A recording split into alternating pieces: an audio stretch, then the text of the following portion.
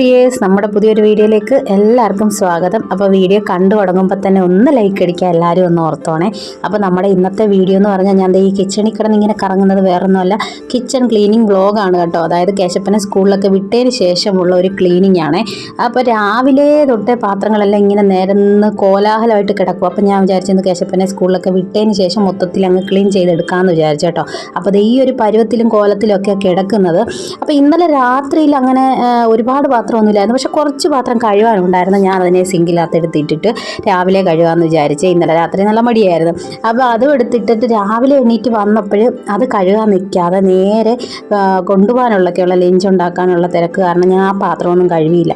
അപ്പോൾ കുറച്ച് പാത്രം ഇങ്ങനെ കിടക്കുന്നത് കൊണ്ട് ബാക്കി നമ്മൾ എടുക്കുന്നതും പിടിക്കുന്നതെല്ലാം അങ്ങോട്ടും നീക്കി അങ്ങ് വെച്ച് കേട്ടോ. അല്ല, ഒന്നും കഴുകാനില്ലെങ്കിൽ എന്താ ചെയ്യുന്നത്, നമ്മൾ എടുക്കുന്ന പാത്രം അപ്പം കഴുകി വെക്കും. കുറച്ച് പാത്രം ഇരിക്കുന്ന കാണുകയാണെങ്കിൽ അതിൻ്റെ കൂട്ടത്തിൽ കുറച്ചും കൂടി ഇട്ട് കൊടുക്കും.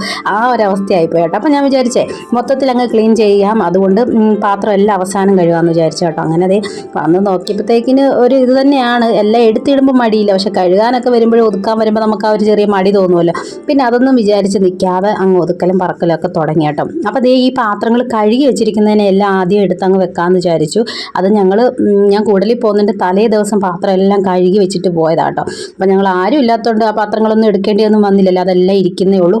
അപ്പോൾ അതിനെ എല്ലാം എടുത്തിനി ഒതുക്കി മാറ്റി വെച്ചിട്ട് കഴുകി എന്തായാലും വെക്കണമെങ്കിൽ സ്ഥലം വേണമല്ലോ, അതുകൊണ്ട് അതെല്ലാം എടുത്തങ്ങ് മാറ്റി വെച്ച് കേട്ടോ.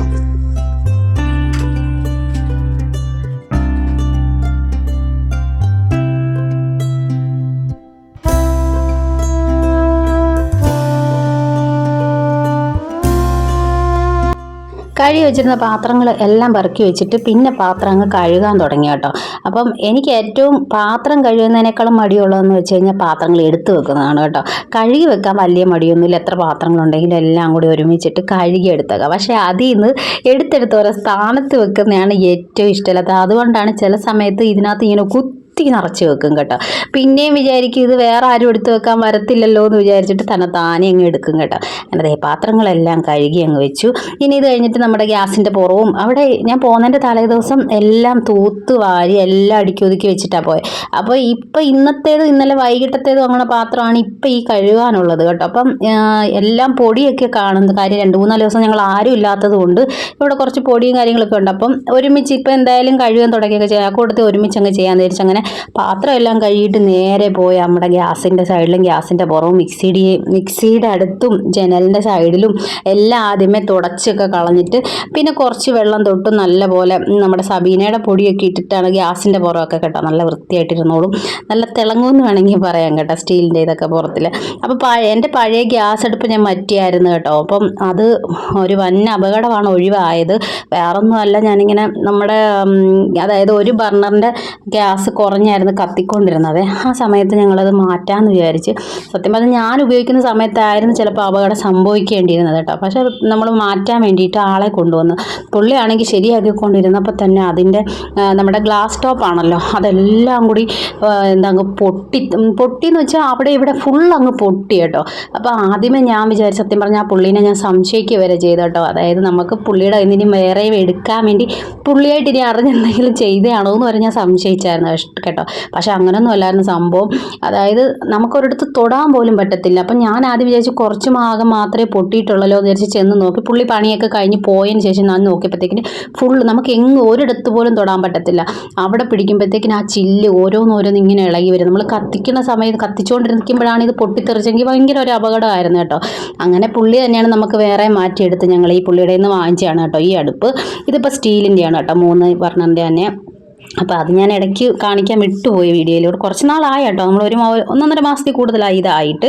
അങ്ങനെ അത് ജനലിൻ്റെ സൈഡിലും എല്ലാം ഒക്കെ ഒന്ന് തുടയ്ക്കുവാണ് കേട്ടോ. അപ്പം ആദ്യമേ പൊടിയൊക്കെ അടിച്ചിട്ട് പിന്നെ ഞാൻ പറഞ്ഞല്ലോ സോപ്പ് പൊടി ഇട്ടിട്ടാണ് ഇവിടെ എല്ലാം അങ്ങ് കഴുകി തുടച്ചൊക്കെ എടുക്കും. ജനലിൻ്റെ സൈഡിലൊക്കെ എപ്പോഴും പൊടി വരും. പിന്നെ നേരത്തെ ഞാൻ പറഞ്ഞിട്ടുണ്ട് വീഡിയോയിൽ, നമ്മുടെ ഈ ജനലിൻ്റെ സൈഡിലൊക്കെ ഇങ്ങനെ പല്ലിക്കാട്ടമൊക്കെ വീഴുമല്ലോ, അപ്പോൾ അവിടെ ഈ പനിക്കൂർക്കയുടെ ഇല വെച്ച് കഴിഞ്ഞാൽ മാറുന്നത് സത്യമാണ് കേട്ടോ. ഞാൻ ഇടയ്ക്ക് ഇങ്ങനെ ഈ ജനലിൻ്റെ സൈഡിലൊക്കെ കൊണ്ടുവെക്കുകയെ ആ കൊണ്ടുവെക്കുന്ന കുറച്ച് നാളത്തെ ഭാഗത്തേക്ക് ഇങ്ങനെ പല്ലിയോ പല്ലിക്കാട്ടോ ഒന്നും കാണാറില്ല കേട്ടോ. അപ്പം അതൊന്ന് ട്രൈ ചെയ്ത് നോക്കുക കേട്ടോ, അറിയാത്ത ആരെങ്കിലും ഉണ്ടെങ്കിൽ. പിന്നെ ഇത് ഗ്യാസിൻ്റെ അടുപ്പും എല്ലാം കഴുകിയിട്ട് എല്ലാം തിരിച്ചെടുത്ത് വെച്ചു.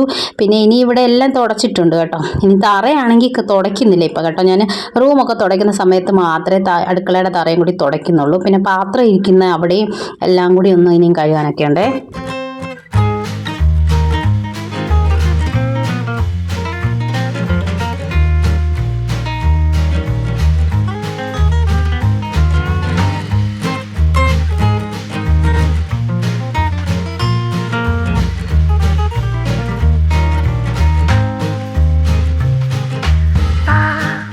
അങ്ങനെ മൊത്തത്തിലുള്ള ആ ഒരു ക്ലീനിങ്ങും കാര്യവും എല്ലാം കഴിഞ്ഞ് ഇപ്പോൾ ഫ്രിഡ്ജിൽ വെക്കാനുള്ള വെള്ളവും കൂടി പിടിച്ച് വെച്ചിട്ടുണ്ട്. ആ ഒരു വെള്ളം തീർന്നത് പോലും കുപ്പി ഒരു സൈഡിൽ മൂല വെച്ചിരിക്കുമായിരുന്നു കേട്ടോ.